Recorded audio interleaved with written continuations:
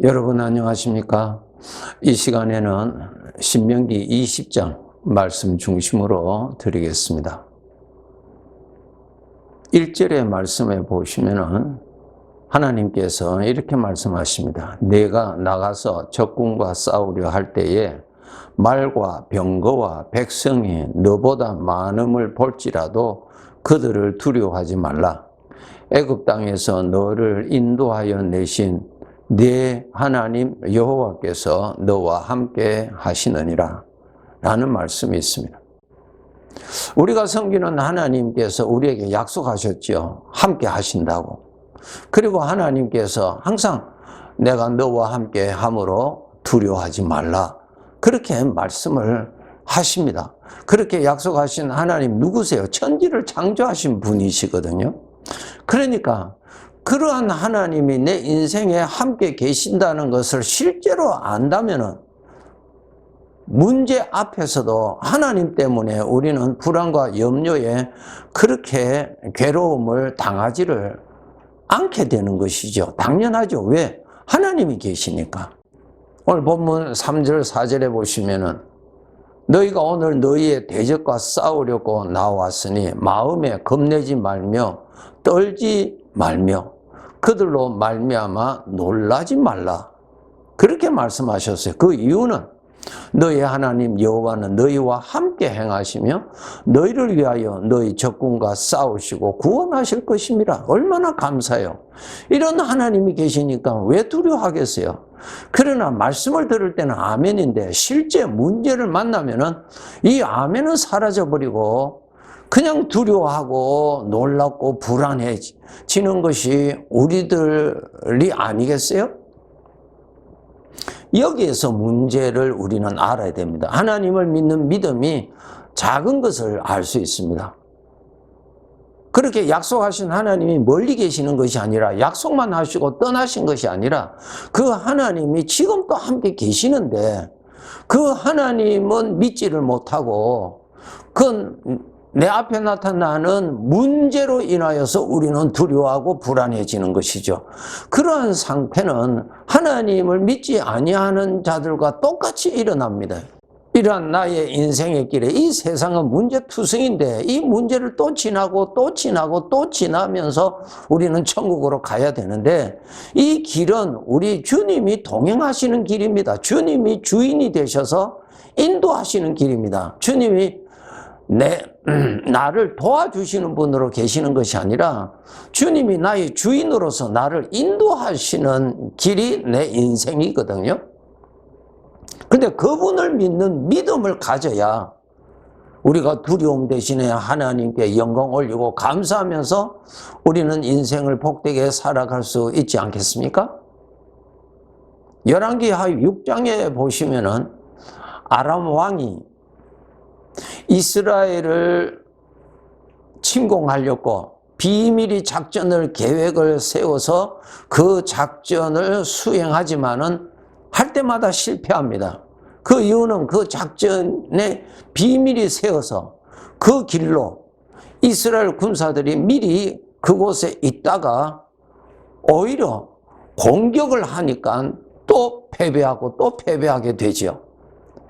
아람 왕이 우리 안에 누가 적군이 있는 것으로 그는 그렇게 생각할 수밖에 없었죠. 그때에 한 사람이 알려주었습니다. 왕이요, 우리 내부에 적이 있어서가 아니라 저 이스라엘에 엘리사라고 하는 하나님의 사람이 있습니다. 하나님의 종이 있는데 그 사람이 하나님께로부터 그 내용을 듣고 그렇게 하는 것입니다. 그것을 알게 되었죠. 그것을 알고 이 왕이, 아람 왕이 엘리사를 잡아와야 되겠다고 해서 그냥 깊은 밤중에 군인들을 엘리사가 살고 있는 그 성읍을 완전히 포위를 했습니다. 많은 군사를 보내어서 그 성읍, 도단성을 완전히 포위를 했습니다. 아침 일찍 일어났던 그의 사환이 보니까 성읍이 난리 났어요. 왜? 적군이 완전히 포위로 싸고 있으니까요. 그 적군을 보고 이 사환이 아주 두려워하게 되지요. 두려워한 이 사환이 엘리사에게 와서 이러한 놀라운 일, 이 큰 두려운 일에 대해서 말을 합니다. 그때에 그 엘리사가 16절에 그 종에게 이렇게 말합니다. 두려워하지 말라. 우리와 함께 한 자가 그들과 함께 한 자보다 많다. 그러므로 두려워하지 말라 그럽니다. 하나님이 보내신 천군 천사가 저들보다 훨씬 많다. 우리를 얼마든지 넉넉하게 보호하실 수 있으니까 두려워하지 말라. 그렇게 엘리사가 말을 해줍니다. 그 말을 듣는다고 해서 이 사환의 두려움이 사라집니까? 왜 그럴까요? 적군은 자기 눈으로 보이잖아요. 그러나 하나님의 천군 천사들은 눈에 보이지를 아니하고 엘리사를 통해서 말만 들으니 어떻게 그 두려움이, 그 말로서 그 두려움이 사라지겠습니까? 사라질 수가 없지요. 그 말은 듣지만은 여전히 그는 두려워할 수밖에 없었죠. 자기 눈에는 적군은 보이는데 자기와 함께하는 하나님의 천군 천사들은 보이지 않으니까 두려워할 수밖에 없죠. 그렇게 두려움 속에 있는 사환을 향하여서 이 엘리사가 하나님께 기도합니다. 17절인데요. 그가 하나님 앞에 기도해서 그의 눈을 열어서 보게 해달라고 기도합니다. 여호와께서 그 청년의 눈을 여시매 그가 보니 불말과 불병거가 산에 가득하여 엘리사를 둘렸더라 그랬어요. 자기 눈으로 보았어요. 하나님께서 그의 눈을 보여주셔서 그의 눈을 열어서 영적인 것 천군 천사들을 보게 하셨습니다. 보니까 천군 천사들이 훨씬 많이 그 성을 에워싸고 있는 것을 보았습니다. 그거 보니까 이 사환의 마음의 두려움이 사라져 버리죠. 사라질 수밖에 없죠. 네. 이전에는 적군만 보이고 하나님의 도움은 말만 있고 실제로 보이지 않으니까 그는 두려워할 수밖에 없었는데 이제는 적군도 보이고 영적인 천군 천사도 보이니까 그는 두려워하지 않았습니다. 두려움이 그를 정복하지를 못했습니다. 이렇게 우리가 영적인 실상을 볼 줄 아는 믿음을 키워야 됩니다. 믿음. 하나님의 말씀만 안다고 하는 것이 아니라 말씀의 그 내용, 영적인 내용을 보는 훈련을 해야 됩니다. 그래서 그것을 보아야 돼요. 그러니까 우리 성도들은 두 가지를 보아야 되지요. 물질적인 것을 볼 수 있는 우리 눈이 있고요. 영적인 사실을 볼 수 있는 믿음의 눈이 있어야 돼요. 지식으로는 안 됩니다. 안 돼요.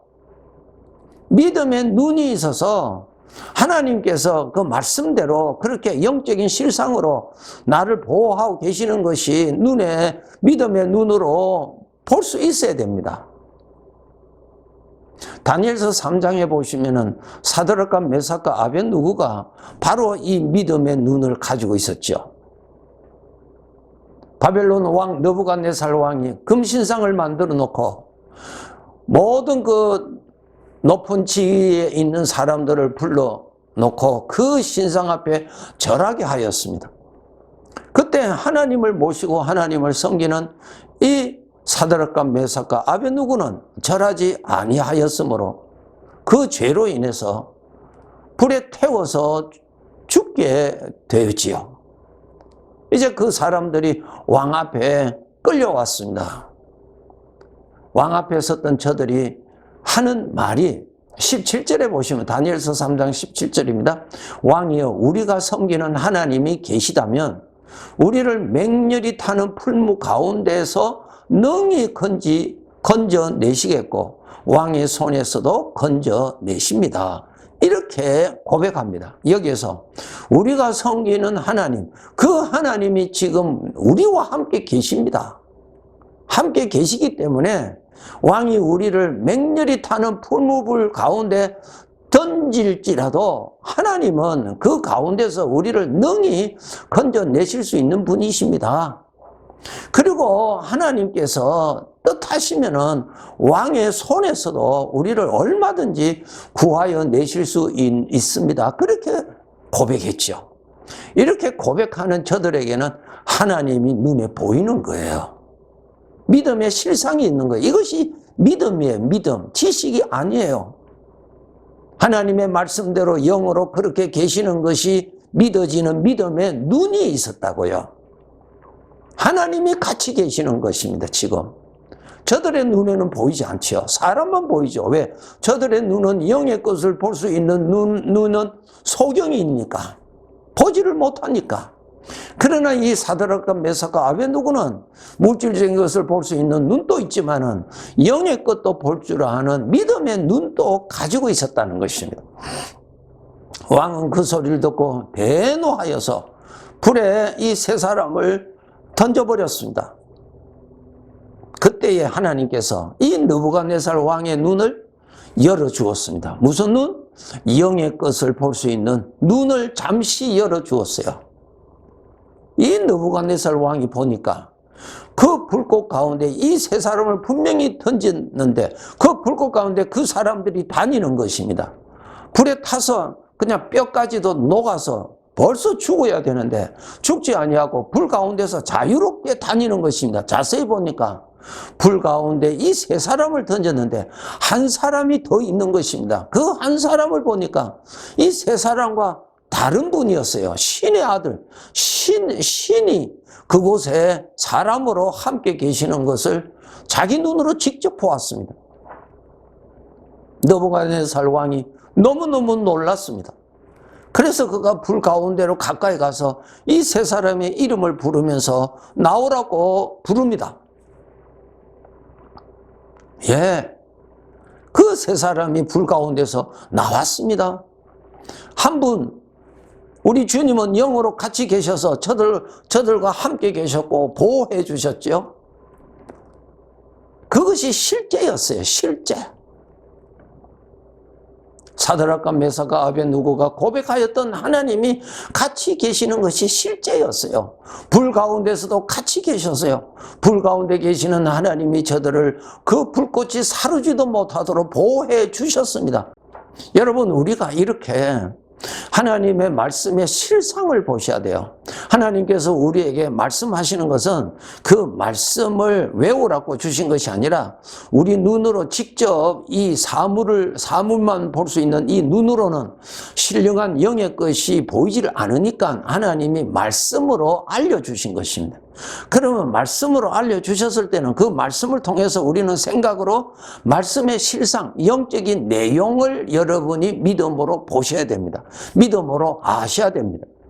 성경에 보면은 얼마나 많이 말씀하셨습니까? 내가 너와 함께 있다고. 지금 내가 너와 함께 있다고 영으로 함께 계시죠?